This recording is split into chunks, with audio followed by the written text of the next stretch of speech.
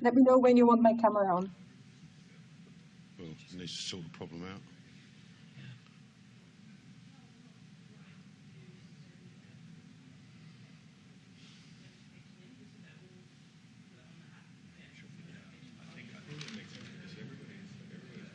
It was working, I talked to him earlier.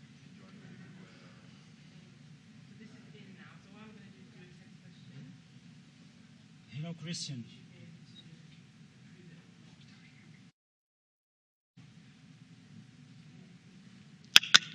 That's not going into the call.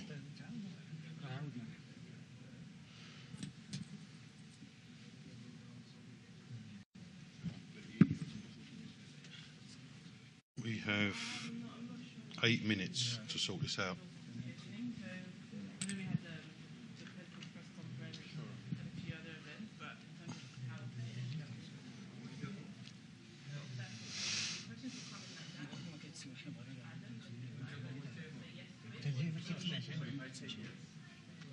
Also, the microphone in the room is not heard.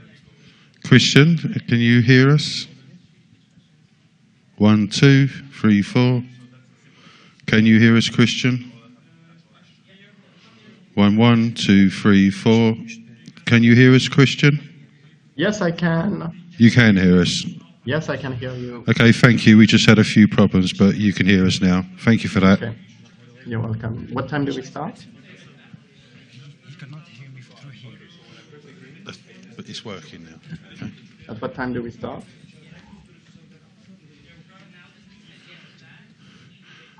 Okay, we'll be starting in about 6, 7 minutes. Thank you.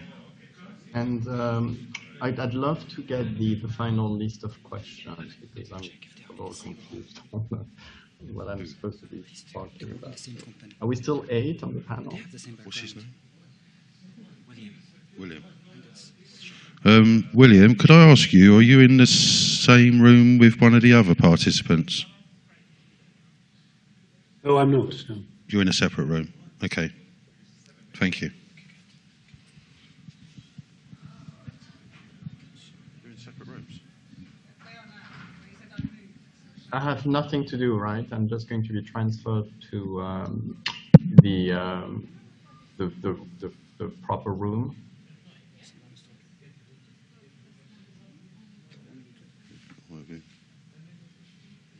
Okay, we're good now. Okay. Sorry. Elena will know. Just got this.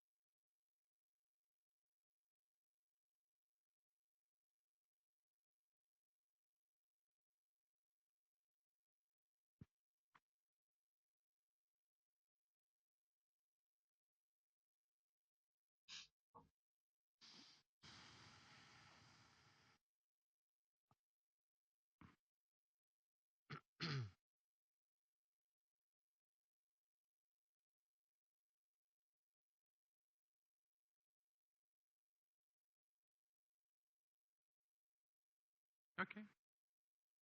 Perfect.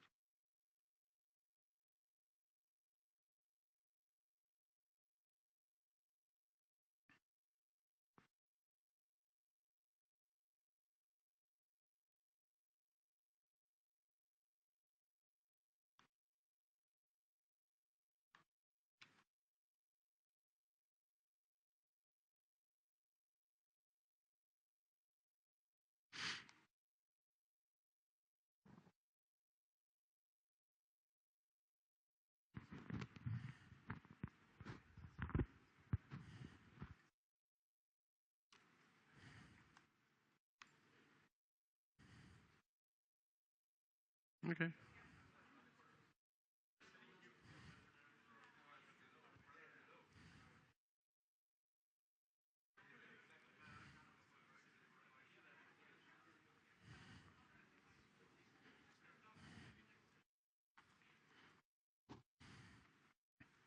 Yeah.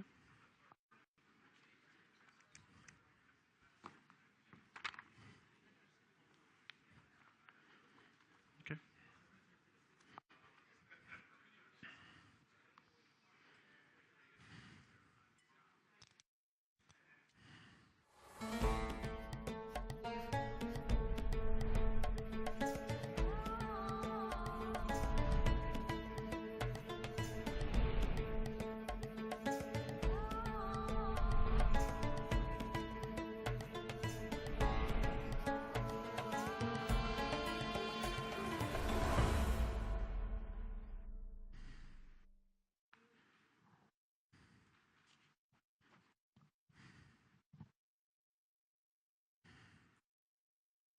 Okay. Well, welcome everybody to this seminar. It's the last day of the conference, but I think it's a critical subject. My name is Manfred Schepers. I'm the CEO of ILX Management, which is a specialized development finance asset manager. And I also had the privilege of serving as Vice President CFO at the EBRD for 2006 to 16. So it's also nice to be back here at the annual meeting. But let's start with an interesting panel on Now or Never, which is tackling climate and development challenges along with the private sector. We all know that mobilizing private capital is going to be vital to achieve the Sdg Climate and General Development Goals. And of course, the current environment we live in has accentuated that. It will require a huge effort over the coming years from the MDB community in particular, but obviously mobilizing of private capital is going to be vital for that, besides the build-up of projects. But as sustainable Sdg climate-focused impact investors, the MDBs are clearly in a unique position to generate and originate and potentially distribute highly impactful assets to investor community globally. And there are various channels, and this panel will look at how this can be achieved, how we can drive it to a larger scale so it can truly make a systemic contribution to the Sdg and climate objectives we have. Before I go on and introduce the panel, first want to mention that, of course, your participation and engagement in question is critical. We have a Slido app that you can all log into. I think some of the details will come up on that. There it is. And if you put in the code hashtag 9173000, you'll be able to post your questions, and hopefully we have time to address that. The panel is also translated from English to French on your Interactio app, and so you can follow it there. But let's get down to the business and introduce the panelists, which is, it's wonderful, the strength of the panel we have both here in Marrakesh and joining us online from various places. First of all, there's to my left, Cécile Camilli, who's Global Head of Development and Structured Export Finance at Société Générale in Paris. Sam Mugoya, who's Director Syndications, Co-Financing and Client Solutions at the African Development Bank in Abidjan. And Christian Klebroth, who's Head of Loan Syndications and Debt Mobilisation at the EBRD itself in London. And joining us online, we've got Christian Sdg, who's Head of Sustainable Finance at HSBC. Nadia Nikolova, who's Lead Portfolio Manager Development Finance at Allianz Global Investors. Jacco Schouten, who's Head of Emerging Market Debt at APG Asset Management, the pension fund manager in Amsterdam. And Willem Hettinga, who is the Senior Responsible Investment Specialist, also at APG in Amsterdam. We want to, in the panel, which is sadly only 1 hour, and it's, of course, there's a huge amount of ground to cover, particularly with a really diverse group of panelists that are relevant to the discussion. But there are 4 key issues that we want to address. One is, the linkage between the emerging markets and the Sdg Climate Goals, the geopolitical backdrop of the region in which the EBRD is operating, but more generally, how regulation is affecting banks, asset managers, insurance companies, and lastly, and perhaps most importantly, what solutions we can come up with. So first, going on to the climate goals, and to identify how important ESG, Sdg climate factors are in investing in emerging markets. What are the trends that we're seeing in the Sdg climate finance in emerging markets? Are these issues that we're observing in emerging markets, which has been in many of the panels over the past day, is it preventing investors or to enter? Is it increasing the potential appetite for impact in these regions? So I would really like to have a diverse group of the panelists to comment on that, and I would like to suggest that perhaps Nadia, if you can start with your insights on that, and we'll follow from there with APG, with Willem and Christian and Cecile. Nadia. Absolutely. Thank you for having me. I hope I'm audible. It's an interesting question, and I think the answer is actually it does both.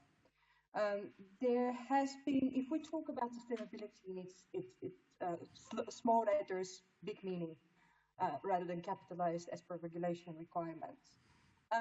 There is a realization, and we have certainly seen it during COP26 and in the various annual reports of investors, there's significant pledges that are being made for sustainable investments in emerging markets. I think there is a realization that if we're going to win the climate battle, we need to engage and very much help transform the way business is run in emerging and frontier markets. At the same time, we have quite prescriptive regulation out here in Europe, whether that's under the EU taxonomy or the so-called SFDR, the Sustainable Finance Disclosure Regulation, which defines sustainability in very precise ways. And what that means to lead to is if we're targeting the so-called Article 9 or impact funds, which in order to achieve such funds, you require 100% of your investments to be sustainable. And if you really read the regulation by the letter, that means that you not only need to be assessing climate risk mitigation and adaptation, but also need to look at other adverse impact indicators such as gender pay gaps, scope 3 emissions, and so on and so forth. So the regulation itself has made investing in emerging markets even more challenging because some of these indicators are often not assessed and not available in many of the companies. So it's had both effects, a pull and a push. Thank you, Nadia. Willem, do you want to give your insights from APG? Yes, thanks Manfred and the EBRD for the opportunity. Hopefully you can hear me all well. Please let me know if not.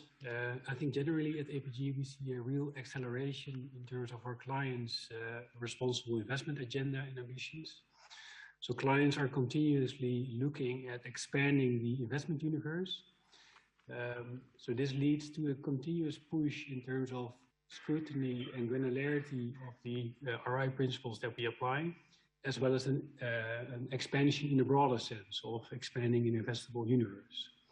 So for emerging markets specifically, it's important to have sufficient information to address the ESG risks of investments. Therefore, we need to develop tailor-made views on the risks that are particularly relevant for emerging markets.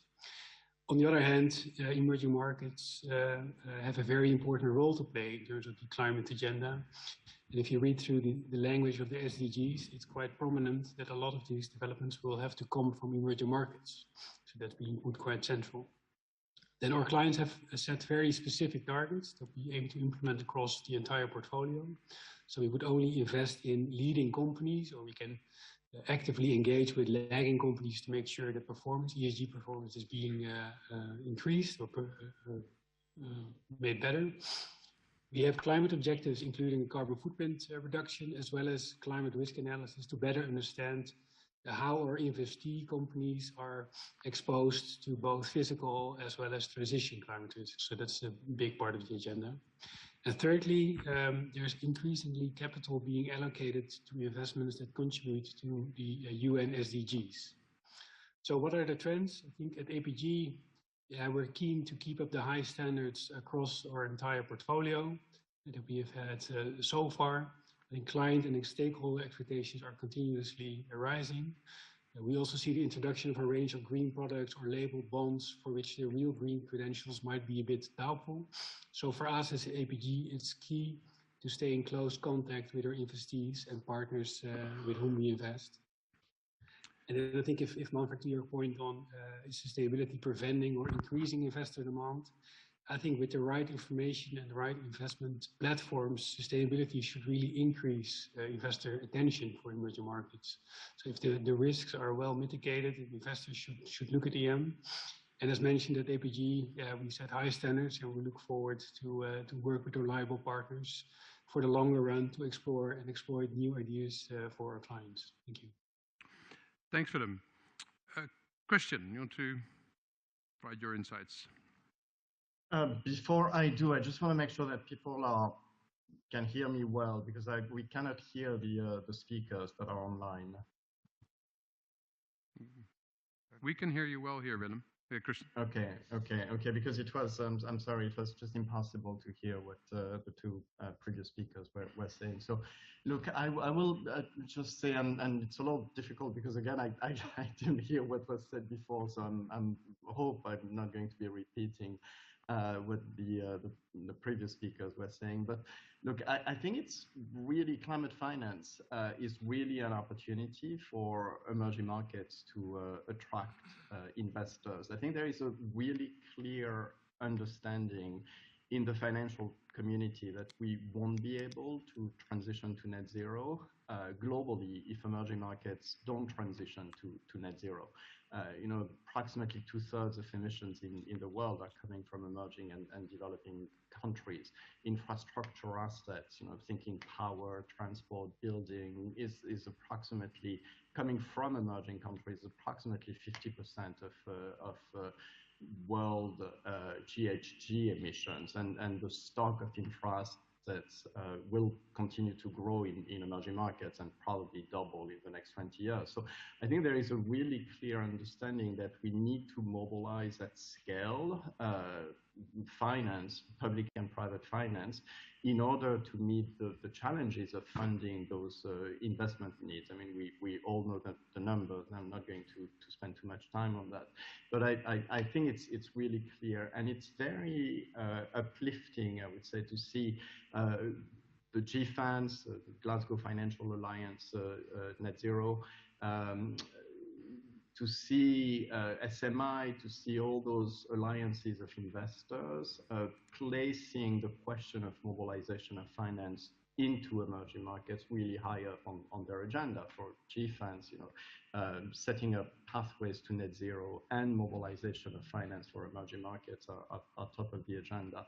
So I think it's an opportunity to capitalize on the interest of the financial community to help speed up the process of transitioning and aligning that to the net zero commitments of the countries. It's an opportunity to think, and I love what Ahmed Saeed, the VP of the Asian Development Bank, is saying. He says it's really seeing decarbonization as development.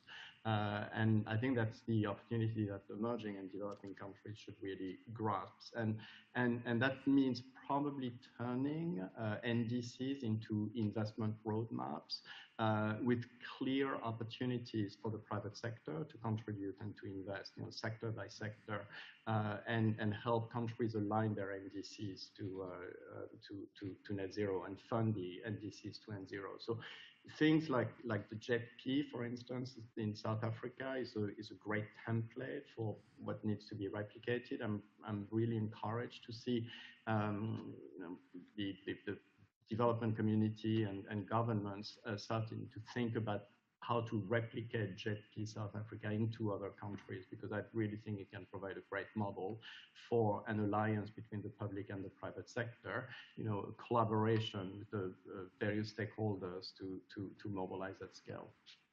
Thank you, Christian. Cécile.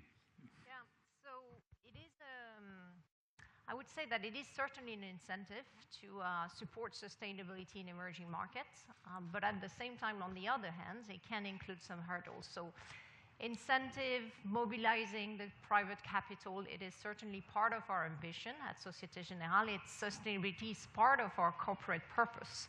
We want to build a better and sustainable future, including through innovative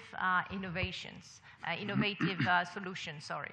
So we are engaged, and we do support into some emerging countries, notably in Africa, but other regions, into sustainable projects, into water, sanitation, health, mobility, renewable energy. So the liquidity is there. We have the mean as well to assess the impacts. We have developed a framework together with the United Nations, UNEP-FI, which is called the Positive Impact Framework. And the idea is to drill down from the SDG down to the impact, identify which positive impacts we will generate from those given projects, but at the same time also clearly identify which negative impacts could be triggered and make sure that we have the means to mitigate them. So the motivation, the ambition is there.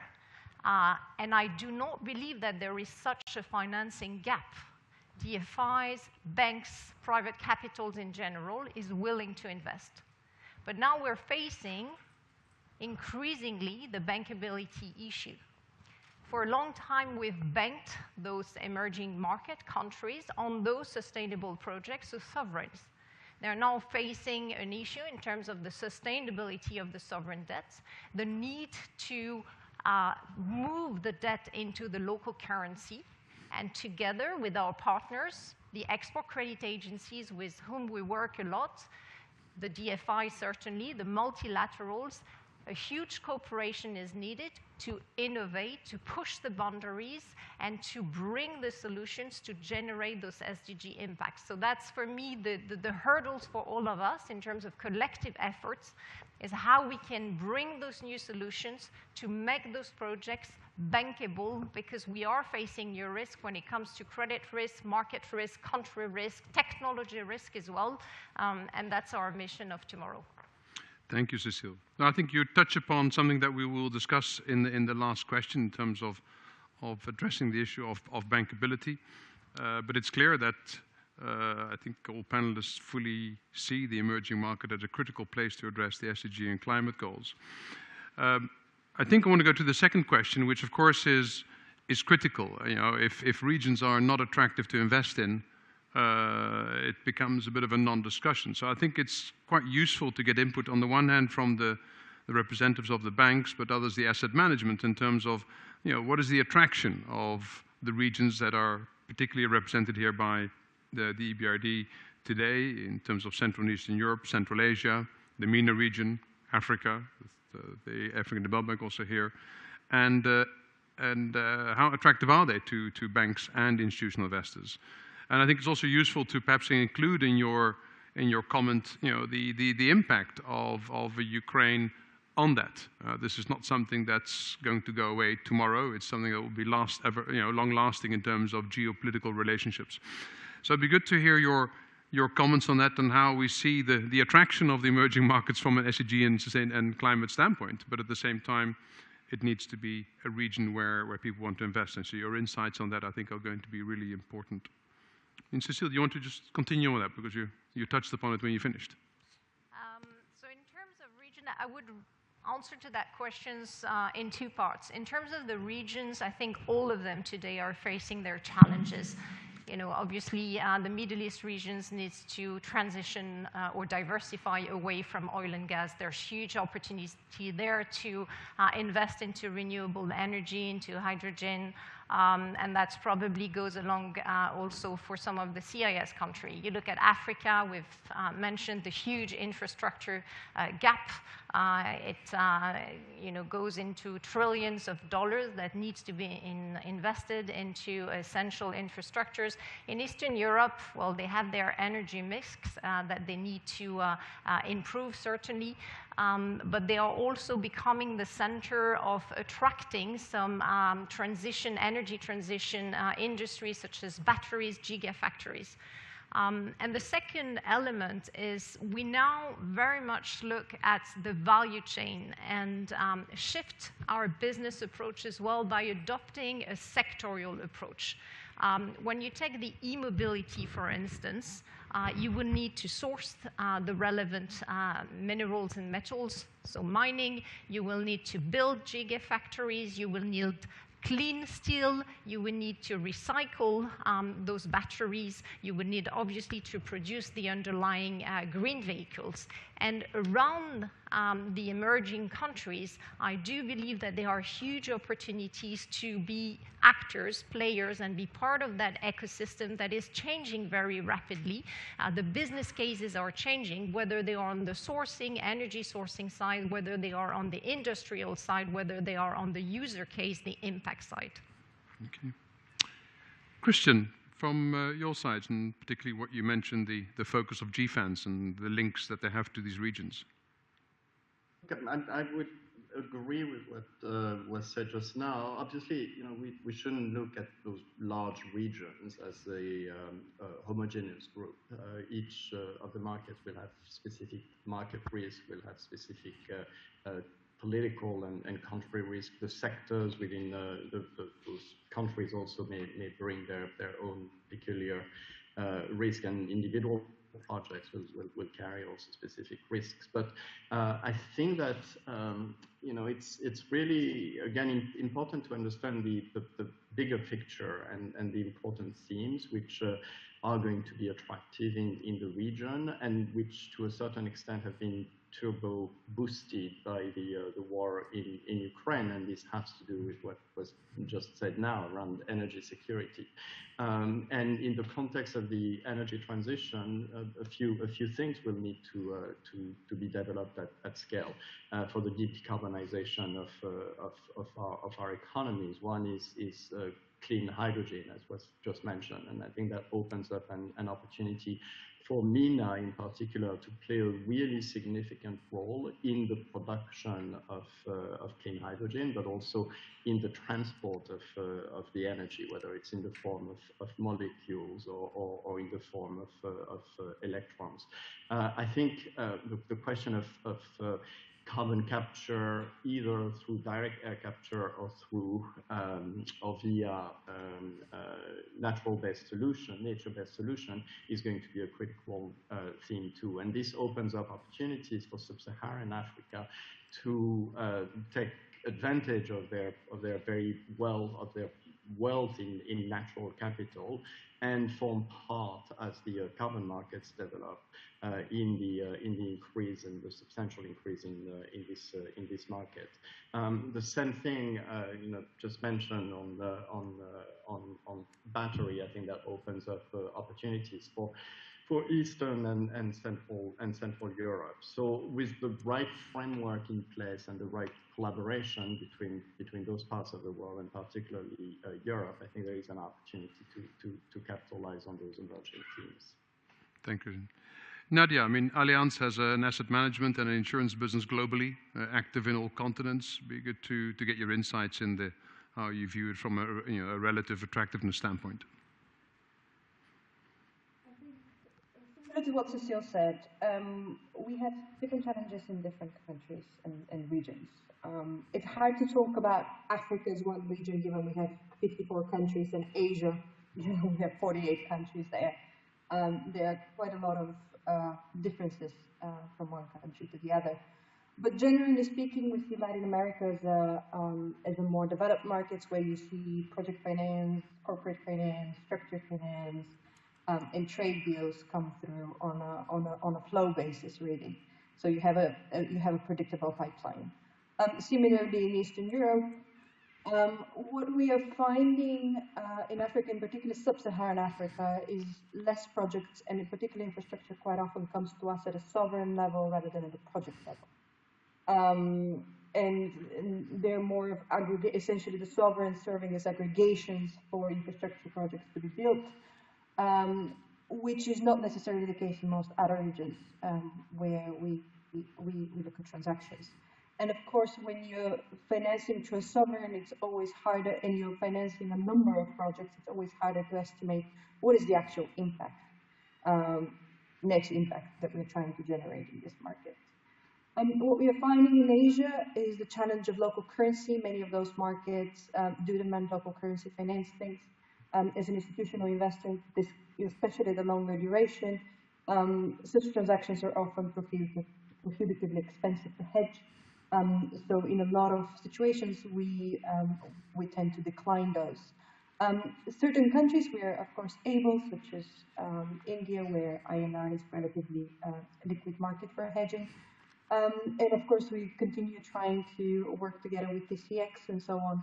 But again, the challenge remains that on a net return basis, especially after expected losses, a lot of these transactions continue not meeting internal hurdle requirements from a pricing perspective. Thank you. Thank you, Nadia. Shako, you manage a global portfolio, so it'd be interesting to get your insights on how you see these regions within the context of that portfolio. Yes, thank you, Manfred. I think let me start with maybe identifying three important aspects here. One is diversification. So upfront, there is not a strong preference for either region or country up in the beginning, but taking into account diversification, availability of reliable information, and a clear identification of SDG goals, we see as three important elements when making our investment decisions. The starting point actually is a little bit reversal of the question is where can we not invest in? We have exclusion policies that will not allow us to invest in certain countries or sectors, but within then the universe that is left, I think these diversification, reliable information, and clear SDG objectives is say the starting point of our analysis.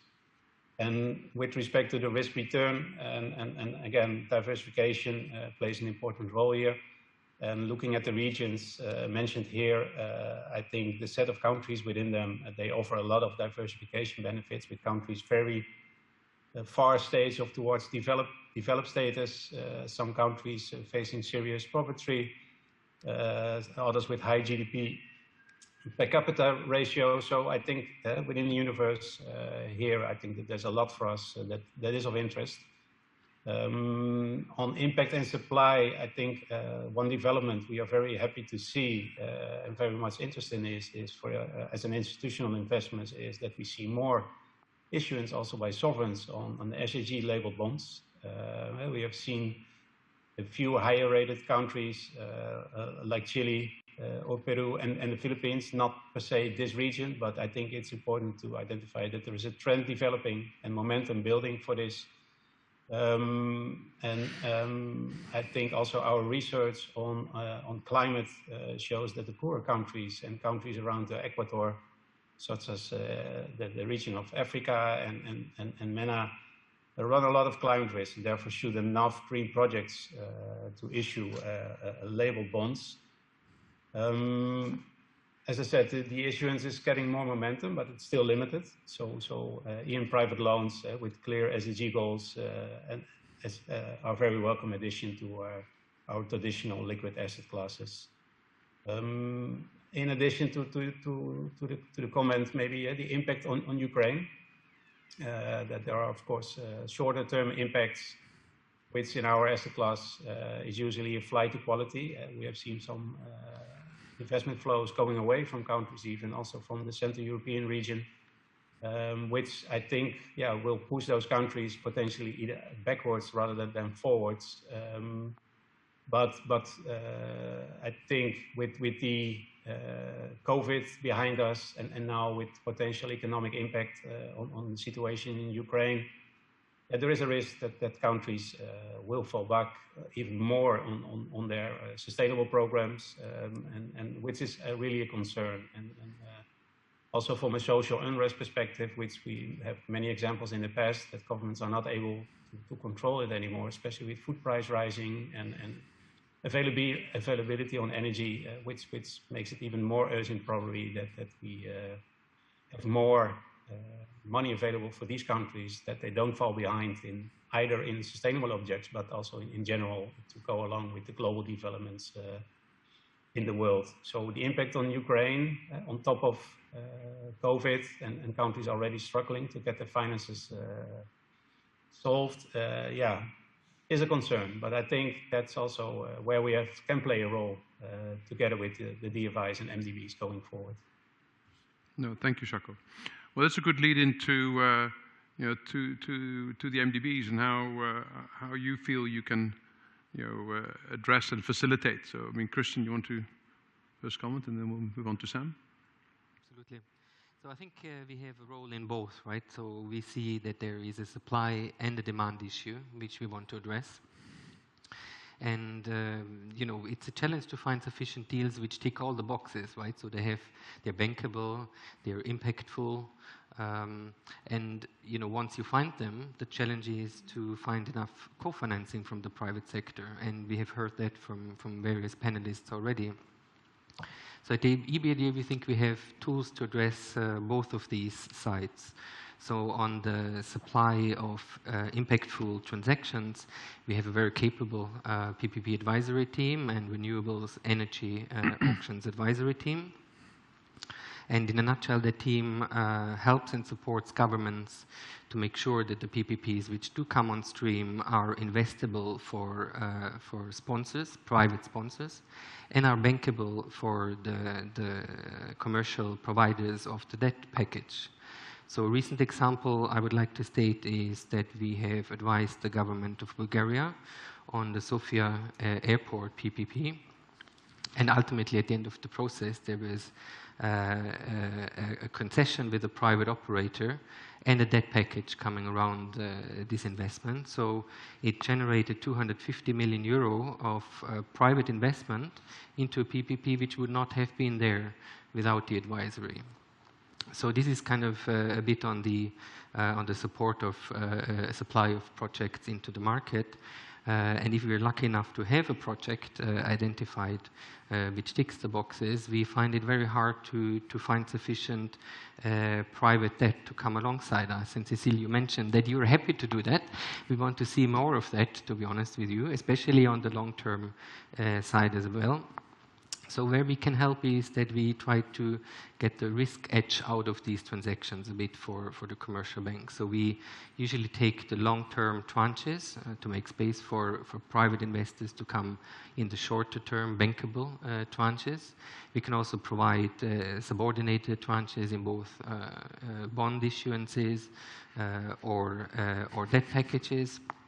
Or we can even have a first loss tranche to de-risk the structures.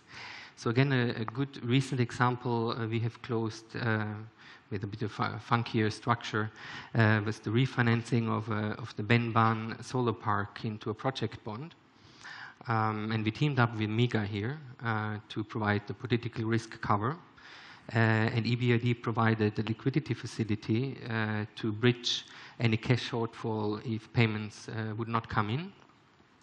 So the combination of the two was good enough to attract private investment worth 25% of the entire debt package, or in money terms, that was $86 million for a tenure of 19.5 years. So that's quite substantial in these markets. So again, you know, these private funds would have not been there without structuring by, in this case, a combination of an MDB and a risk cover. So I think, Sam, you wanted to maybe also come in on the guarantee structures the AFDB has. Yeah, thank you very much, Christian. One of the key areas where African Development Bank supports the private sector is really through risk mitigation tools, and we're expanding our guarantee offer because we see that many of these projects, once we are in, given our deep knowledge of the region, our preferred creditor status, our relationships with the various governments, once we come in with these guarantees, it attracts private investors, institutional investors into our projects. I'll give the example of, in the interest of time, I just don't want to go into so much depth, but I'll give an example of the Lake Turkana wind project in Kenya, where we provided a partial risk guarantee, which was very specific to support the investors into the project. One was, delayed payments from the government of Kenya, but more importantly was the support we provided, or the guarantee we provided for the transmission line, where in a case where the generation of the wind power is already up, but the transmission lines, which was the responsibility of the government of Kenya, were not yet ready. And this materialized. This risk actually materialized. The transmission lines were not ready, the power was being generated, and the guarantee came in really handy because it provided assurance to the investors. I think I'll stop there. Also on the guarantees, maybe one thing I want to add is that one of the things that we recognize is that even with guarantees, we can't do it alone. So in 2018, the bank launched a platform and on the sidelines of the Africa Investment Forum in Johannesburg, the core guarantee platform, which has a couple of partners that basically we are putting in place a syndicate for guarantees with the Afrexim Bank, with the ISEC, the Islamic Bank insurance arm, with ATI, with Garantco, where we jointly provide guarantees and risk mitigation through insurance for various projects. Of course, this was launched in 2018, and there was a bit of slowdown in the process over the last 2 years, but we are full steam ahead now. We are pushing full steam ahead because we can't do all this on our own, but work with our partners, insurance, DFIs, entities, specialized entities like Garantco, to support this kind of projects. And I believe that would be something that is quite attractive to private investors, because you get this pool of risk mitigation providers into transactions. Good. Yeah, thank you. No, thank you, Sam, because it leads very well into the next question, which is looking at the regulatory, on the one hand, opportunities, but also obstacles. And we know the impact of Basel on the banking sector and Solvency II on the insurance sector. Within the sustainability area, we have within the European Union, the EU taxonomy and the sustainable finance disclosure requirements and the issues about climate risk that were mentioned. So I think it'd be very useful to get a take, first of all, from Cecile and HSBC on the banking sector and how this is affecting your capacities and where do you see to adjust your model, and then we can move on to the insurance and the pension sector to get the different takes on how you see the obstacles, and then we can move on to what instruments best suit the individual players to deal with it. Thank you. Want to answer first, Christian and several, to say that we are certainly doing great things, and that's part of the obstacles that I mentioned, not regulatory but market obstacles. The point is that the environment is changing. We are facing new risk, and I think collectively we need to innovate. Local currency, off-take risk, and that requires new instruments from the banking side as well as from the multilateral side. So for me, that's one of my big challenge of tomorrow, is how we can collectively do more together, because we are facing private companies in front of us, because we are facing new technologies, etc. Then if I look at the regulatory side, you mentioned it, I think the EU taxonomy will govern the European banking industry as well as the European companies at large, and for now does not include emerging markets. So we do face situations that when we will invest, we will lend into those projects that are certainly sustainable, that certainly contributes to huge positive impacts. They will not be included into the green asset ratio that all European companies will report into, but also will not be aligned because not included in the climate taxonomy. So we'll see how we can navigate around that. How through voluntary reporting, making sure that it does not come as a hurdle to engage industrial sponsors, EPC, and obviously capital, and that it does not prevent us still from using labels that are certainly a very powerful communication and market tools to engage investors. Thank you, Cecile. Christian, you want to comment on Sure. what you're seeing, and also again from your engagement with GFANZ, what you're hearing from those entities? Thank you. So I think there is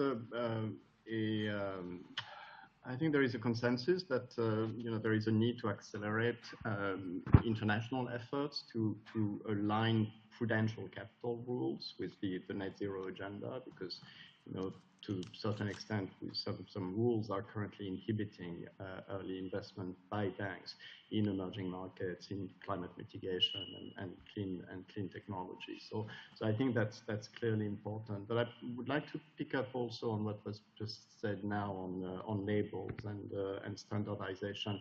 I think that's really important that we somehow find harmonization across the various regions in the world on how to define a sustainable investment and sustainable infrastructure in particular. And here I would like to mention an initiative that we've been co-leading with the Global Infrastructure Facility, with Macquarie, an initiative that has been retained as a catalytic initiative by GFANZ and endorsed by GFANZ, the Sustainable Markets Initiative, and many others, and that's Fast Infra. And Fast Infra is a public-private collaboration involving also the EBRD, involving many development finance institutions, institutional investors, financial intermediaries, NGOs, and so on and so forth, to really together try and define and create a label for sustainable infrastructure. And I think having a globally accepted standard is going to have a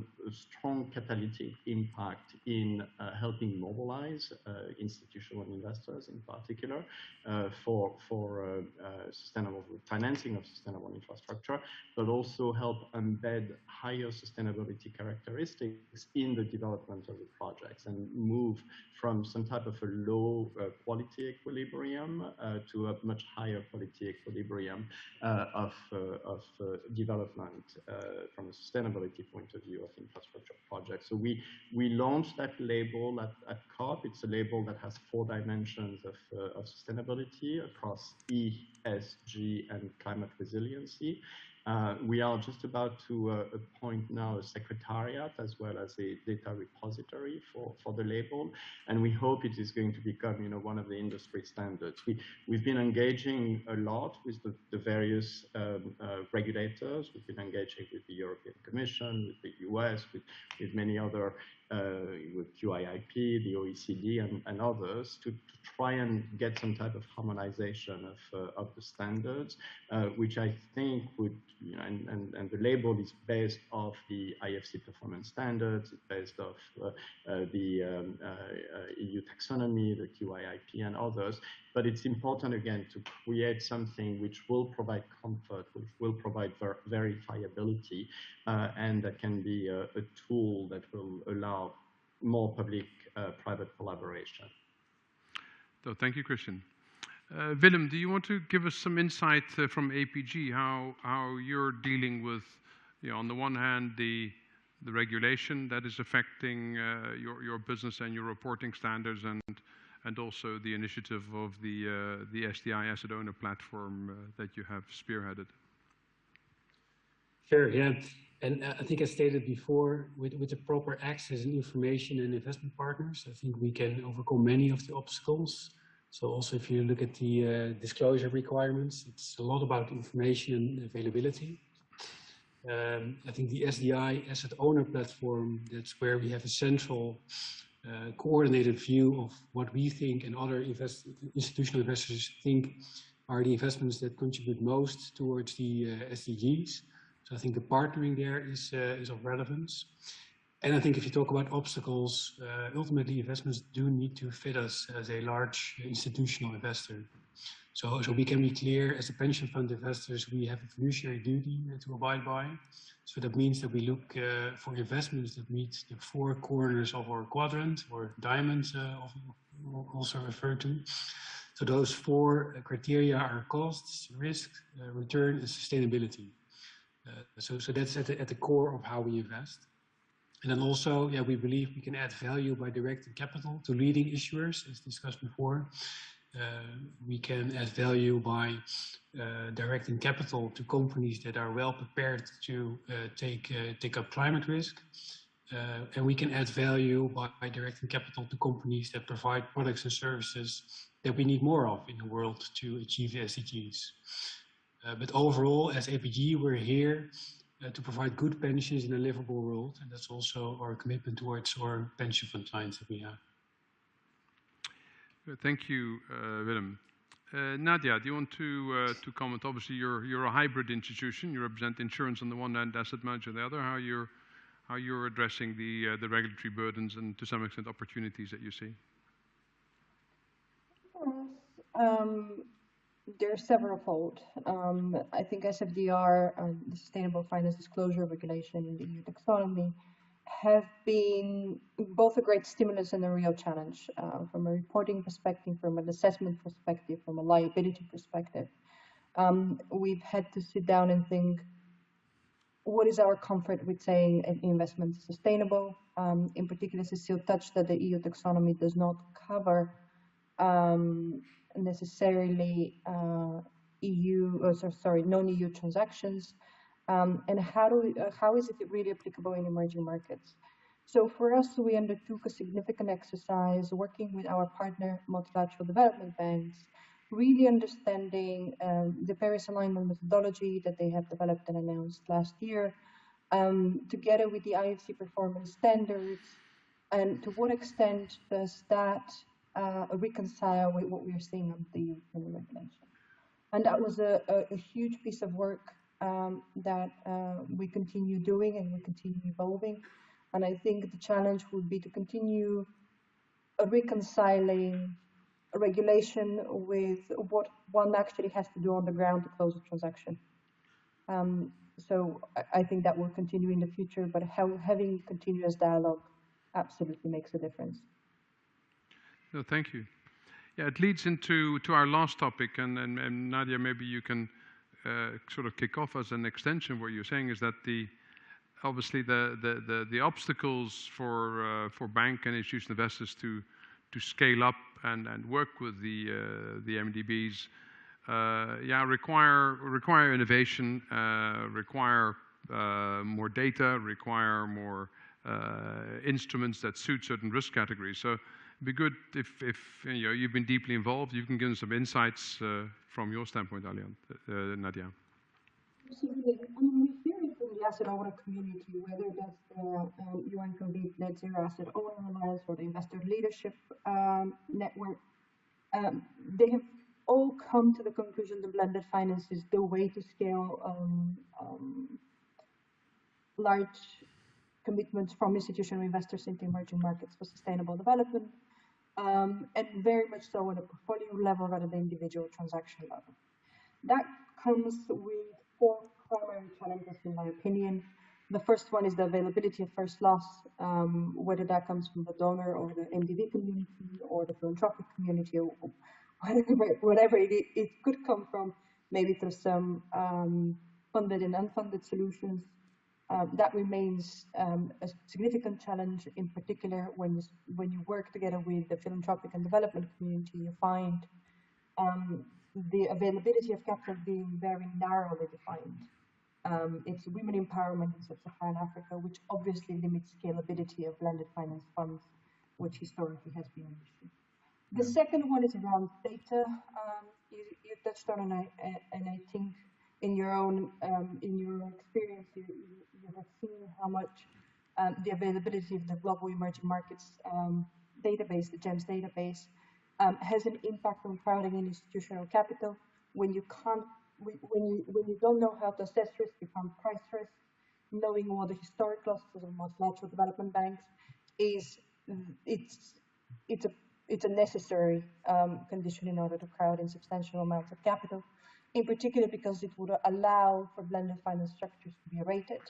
And at the moment, rating agencies can't really assess in a proper manner the expected loss for this kind of structures. Data around ESG and impact indicators in general, in particular, a lot of development banks are very good at disclosing ENS. Governance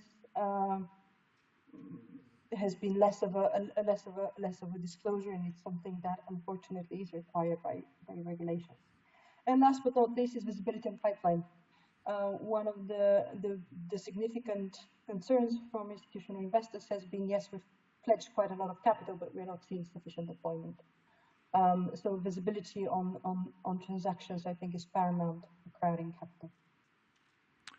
Thank you, Nadia.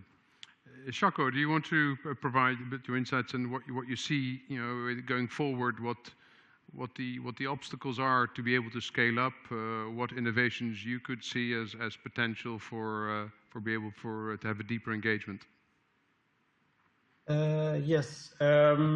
Yes, starting by saying that we are really coming from a more traditional way of investing in emerging markets, in liquid bonds issued by sovereign debt, even though for some countries, frontiers in particular, it's already difficult to get the right information or ability to engage with policymakers. So those two elements, I think, availability of reliable information, disclosure maybe of specific data by the DFIs and MDBs would be very helpful for us to make a broader assessment of the total risks that are involved in these markets and this type of bonds and loans.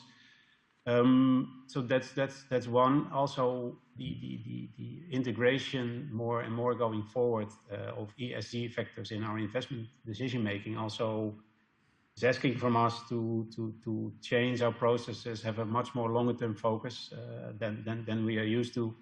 So decisions made now will probably be there more for longer than we are used to at the moment.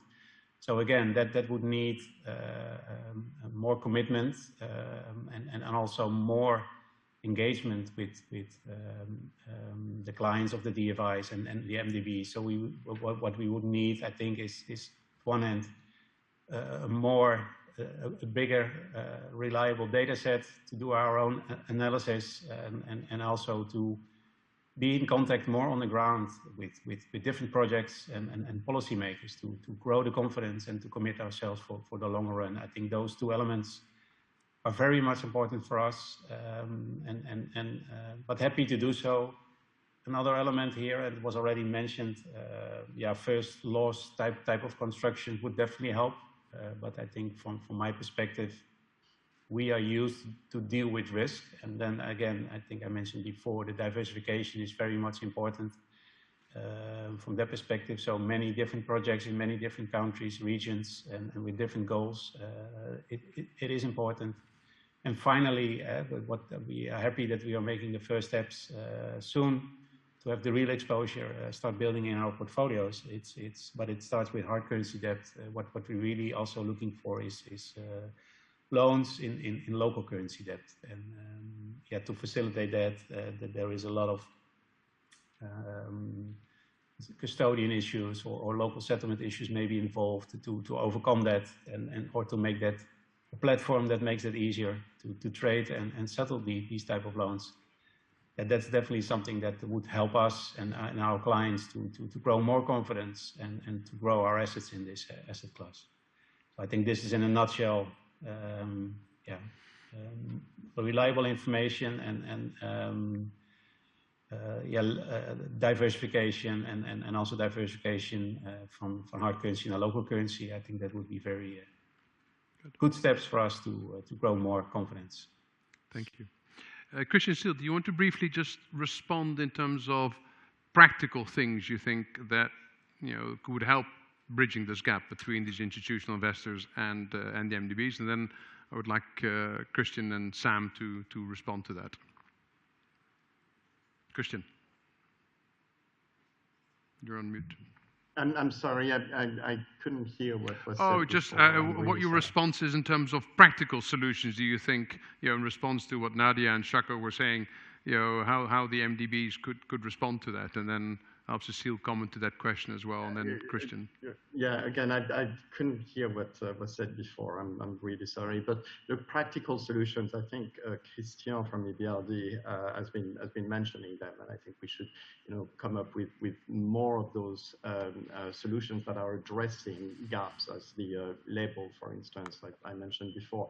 The partial credit guarantee provided by EBRD, the liquidity guarantee with MIGA, is exactly the type of thing that needs to be replicated. We started that, I think, a long time ago with ELAZIG, also with EBRD and MIGA, and it's great to see that this is finding new opportunities to be replicated.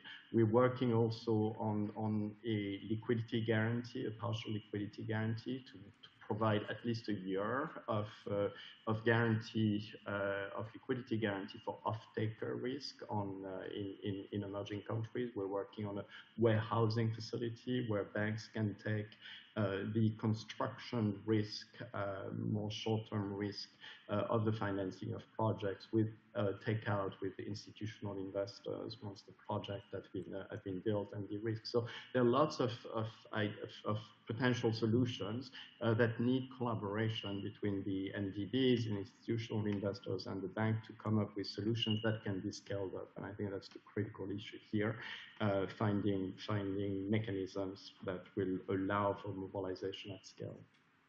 Thank you, Christian. Cecile. I'm not going to repeat what has been said, but the main risk that we do see where we struggle to address them is local currency, number one. Refinancing risk, we can lend up to a certain tenor, so cooperating with multilaterals to take on the refinancing risk, especially on local currency. Can be some guarantee support, PRG is one, but also on the off-tech contracts that could develop and that may not be directly on the sovereign. The first loss product is extremely interesting and can be coupled with additional insurance for the second loss if needed. We've done that, notably in Angola or in Turkey.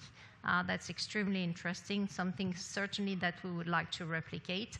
And I'm hearing, institutional investors increasing their appetite for loan products, which, is still some way to go, but that's certainly a new pocket of liquidity that I think we should exploit more, involving them into local currency loans or even, other solutions structured as, it has been said, we know how to handle risk. Good. Well, Christian and Sam, I think, it's 1 hour. We've just covered a lot of ground, but at the end of the day, I think people are putting a lot of hope in the ability for the MDBs to be able to facilitate this. So, issues of data, issues of diversification, issues of local currency, issues of, partial risk mitigation. What's up your sleeve? Yeah, interesting hearing all these solutions and how they would be attractive to the institutional investors. But first, I will just want to share what is driving our engagement with institutional investors, the strategy that is driving us at the African Development Bank. In October last year, 2021, we had our climate change and green growth policy approved. And it has some quite bold targets in terms of, climate finance, but also a very clear roadmap on what the bank wants to do in terms of climate finance. So I'll just highlight maybe 3 or 4 of them. One of them, which is very critical for this discussion, because we can't do it alone, is that 40% of our annual lending has to be climate finance. And between this year, 2022 to 2025, we have to have done 25 billion as climate finance under our portfolio. Of course, this means we need to scale up mobilization. So this discussion is actually very timely. But then we have very specific targets that 100% of all our projects have to be screened for climate finance readiness. We have an integrated system that has been put in place, framework by our climate finance team. And finally, in terms of that policy alignment with the Paris Agreement. So this means we have to put in place structures that attract institutional investors to scale up the mobilization. And I will just highlight maybe 1 or 2. The first one is on the fast loss that we've been talking about. We've done this in the past with the Room to Run in 2018, where the bank took the first loss on a portfolio of non-sovereign operations, private sector, to create more room for lending to the private sector. So we took the first loss. The EU, through the EC, provided a guarantee as a mezzanine, and then you had private investors above the EC, and then we took the senior. So those it was a first at the time for an MDB, but the more we hear and the more the challenges that are coming up today, it's something we would like to replicate. Finally, in terms of, given the time, in terms of structures, one of the things, and engagement with partners and investors, one of the things we have realized is that we need to have multiple engagements. The time where you just go to insurance and find a solution, or you go to banks and find a solution, it's getting more difficult because of all the risk environment that we're in. So one of the things we're doing currently is a structure where the UK government, through the FCDO, is providing a guarantee as a first loss for a portfolio project, a portfolio of our sovereigns. And then ATI is providing, the insurance company is providing the first loss, but with reinsurance from the private insurance market, the Lloyd's market. So it was a condition from the UK government that we had to mobilize private investments into this structure. More interestingly is that the proceeds of the capital created by this structure is going to be applied to climate finance. Okay. 50% adaptation and 50% mitigation. So there are very clear targets which are linked to the strategy that I talked about, the policy. Thank you. Interesting, Sam. Thank you. Yeah. Christian, you want to finish off? I think we're up to the hour. We have a little bit of extra time. Okay. I forgot to, how it is if you speak on a panel and not over screen. So I was looking for the unmute button before and it didn't work. So I was trying to say also on the local currency and come in there. So Cecile mentioned it, as well as Nadia. It is very true that local currency is a big topic. Many, if not most, of the deals we are financing in our countries, they do require local currency, and beyond a certain tenor, or in certain currencies, it's simply not available. So this is certainly an area where we are focusing on, together with our commercial partners, to see what can be done to enable that. And in the meantime, we as EBRD have quite a bit of capacity in local currency. So in fact, over 20% of what we have done last year in the loan space and in the bond space was in local currency. So we can at least provide a bit, but we need to obviously work with you guys to see how we can leverage this via the private sector. So this was my unmute issue. And then I think what is absolutely true is the combination. We have to work together. As you say, Sam, not just a one-stop shop, but I think it's more and more required to combine efforts. Insurance, private insurance, commercial banks, institutional investors, and I think this will bring the solutions ultimately. And the big push on climate in the COP at Glasgow and in the run-up to Egypt, I think will be a good impetus to kind of continue working on that. And I think this would ultimately be the solution. We can also bring in donor funds. We've got very good relationships with the EU and other donors. And I think, to bring in all this into new structures could be a good solution. Well, thank you, Christian. I think we're near the end, but I think we cannot hold an audience back from being able to ask one or two questions. I don't know if there is a pressing question from the audience here in Marrakesh. I can't see into the floodlights, so I see a hand in the air. I presume that's two hands. Oh.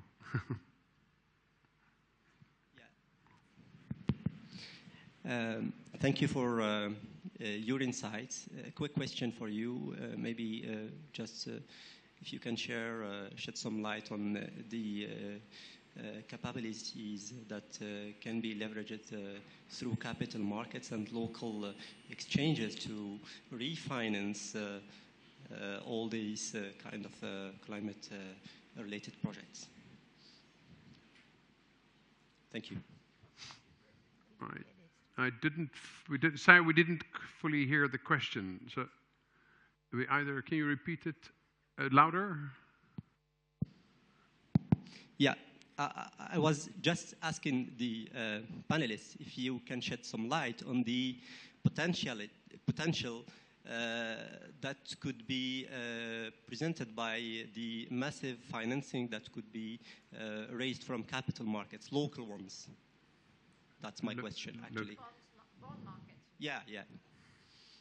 Or blended finance, equity linked, and so on. So. I think it's the question more specific on what the role is of the local capital markets in addressing this. It's a question on local capital markets. Sam, Christian, do you have a thing? Yeah. So one of our core focal points is also local capital markets, and obviously, trying to introduce via advisory, both on an institutional level and on a corporate level, to help prepare the ground and prepare issuers to be able to actually issue these type of bonds. EBRD is also investing into these bonds, so to help the initial issue. So we're usually at the forefront. So typically the bonds we're investing into will be the first impact climate bonds in a local bond market to be issued. So definitely a focal point. And I think this has a lot of leverage potential. It can be scaled. But the markets need to be built. They need to be there. So it will take time. Sam, do you want to address your role in the development of capital markets in Africa? Yeah, I mean, in terms of capital markets, we have a team that handles that. One of the challenges is that in terms of our own portfolio of equity, it's not the biggest. But there's a specific role for that team to support the capital markets. And one of the big challenges, like you're saying, anchoring bonds. One of the big challenges is, the currency of the issuance, and how that can be managed in terms of risk. So we are not as developed as EBRD in that line, where they are anchoring some of these issuances. I know in the last 2 years, we were in the process of issuing something in a local issuance in Rwanda, and I believe Zambia, but Zambia had its own issues. So this is something that we are considering. But I think for us, it's more on the support for the specific projects because of this target, the 40% target that we have, climate finance target. Thank you. One more question, and then we need to wrap up because we're over time. Yes, speak up. Fatima Laoui, je représente le Forum maghrébin pour l'environnement et le développement. On a un statut consultatif aux Nations Unies. On a été les premiers à avoir introduit dans les COP la valeur par exemple, de climate change. À Marrakech, en la COP 22, on a eu des difficultés pour pouvoir évaluer le prix du climat de change climat. Alors, pour l'Afrique, c'est encore pire. Il n'y a pas de structure pour pouvoir évaluer le prix du changement climatique dans les fonds. Alors, est-ce que j'aimerais que la BERD maintenant ne pratique pas nous avons comme ici dans cette réunion, il y a les grands, les petits, il faut que la réunion soit ouverte à tout le monde, surtout à la population, surtout à la population endogène, marocaine par exemple, pour voir un peu comment on peut pratiquer les fonds pour pouvoir financer les petits projets pour les grassroots, pour les femmes, le gender approach, parce que je n'ai pas entendu parler du gender approach. Cécile, do you want to give a response to your long question? And then we'll wrap up. Thank you. It was actually directed to EBRD, but I think we can have a collective responsibility here. So thank you for your question.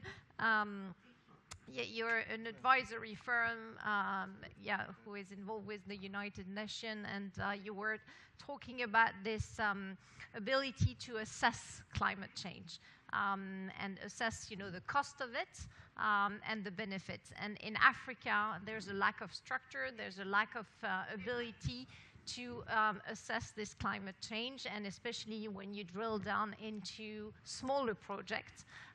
And the ones that were particularly of interest here were for the gender equality, what can be done for women. So it was also comment and an appeal to us to make sure that in our engagement we do not forget the small projects, and we do also we are inclusive, notably towards women and gender equality. Well, thank you very much. I think it's a very nice comment and question to finish off, because I think in essence that's what we're discussing today. How can the pools of the institutional market work with the MDBs to address these things, and not just in big bonds, but in projects that have direct impact. So thank you. I want to thank the remote panelists for bearing with us, but thank you for joining us. I want to thank Cécile and Sam here, and Christian, of course. And I think there's a lot of work to do. So I think let's regather in Uzbekistan in a year's time and see what progress we've been able to make. But thank you very much for joining. Thank you. Thank you.